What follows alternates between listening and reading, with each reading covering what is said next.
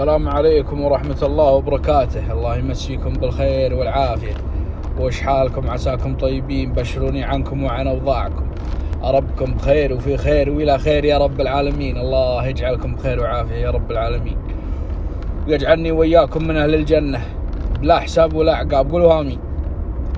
صلوا على الرسول صلى الله عليه وسلم. ذا اليوم عندي لكم قصة وقصيدة، والقصة خفيفة والقصيدة خفيفة، ولكن انها تردد من زمان فات وفي وقتنا الحاضر، وبعض الناس ما يدري وش قصتها ولا يدري وش شاعرها. هذا الشاعر عبد الله ابن سجوان الرويس العتيبي،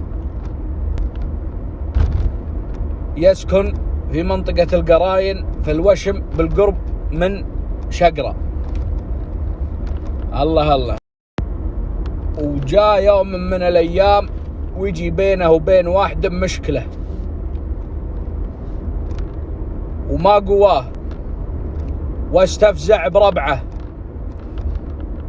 ولا انفعوه. الله فجلى عن ربعه، جلى وراح للدوادمي، وجلس في الدوادمي عند قبيلة ثانية وعاش معهم. وكان عنده ولد يوم منه يجلي عن ربعه، كان عنده ولد صغير اسمه عبد الرحمن. عاد الأولين يصغرون الاسم بعض المرات، يقولون دحيم، عبد الله عبود، عبيد. الله. في يوم كبر ولده سواله قصيدة قال فيها: يا دحيم ديران الرفاقة مريفة، واللي مع الأجناب كنه على نار، والطير بالجنحان محلى رفيفة، ولينكسر حد الجناحين ما طار، ويمنا بلا يسرى تراها ضعيفة، ورجل بلا ربع على الغبن صبار. الله.